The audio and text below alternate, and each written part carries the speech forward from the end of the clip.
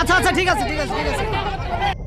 2024 সালে জুলাই আগস্টের গণ অভ্যুত্থানের মুখে শেখ হাসিনার দেশ ত্যাগের পর অধিকাংশ আওয়ামী লীগ নেতাকর্মী পালিয়ে যান, যারা দীর্ঘ 17 বছর ধরে বিরোধী মত দমন ও ভিন্ন মত দমনের ত্রাসের রাজত্ব কায়েম করেছিলেন।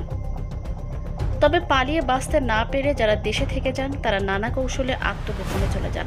ঠিক এমনই এক নেতা কক্সবাজার শহর স্বেচ্ছাসেবক লীগের 1 নং ওয়ার্ডের আহ্বায়ক আব্দুল মান্নান।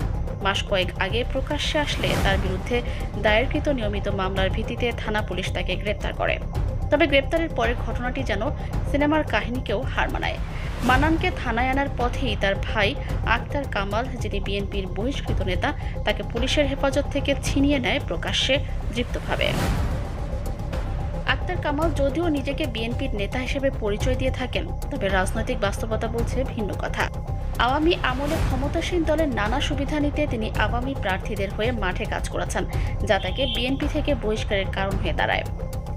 এ ঘটনায় সামাজিক যোগাযোগ মাধ্যমে ব্যাপক তোলপাড় সৃষ্টি হলেও আজও পর্যন্ত আওয়ামী লীগ নেতা আব্দুল মান্নান আইনশৃঙ্খলা বাহিনীর হাতে ধরা পড়েননি। প্রশ্ন উঠছে, কেন? কে তাকে আড়াল করছে? এমন স্পষ্ট একটি আসামি কিভাবে রাষ্ট্রযন্ত্রের চোখ ফাঁকি দিয়ে আত্মগোপনে থাকছে? আইনশৃঙ্খলা বিশ্লেষকদের মতে এটি কেবল একজন আসামির পলায়নের ঘটনা নয়, বরং এটি রাষ্ট্রীয় প্রশাসনিক দুর্বলতার একটি দৃষ্টান্ত। রাজনৈতিক যোগসাজশে এখানে বড় ভূমিকা রাখছে বলেই মনে হচ্ছে।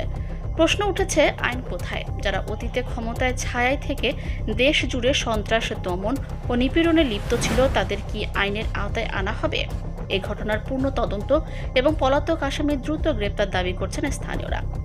স্থানীয়রা জানান, আব্দুল মান্নান কেবল একজন রাজনৈতিক নেতা নয়, তার বিরুদ্ধে নানা অপরাধের অভিযোগও আছে। তাকে গ্রেপ্তার না করলে জনগণের মাঝে ভয়ভীতি থেকেই যাবে। এখন সময় এসেছে এই ধরনের ঘটনা কঠোরভাবে মোকাবিলা করার।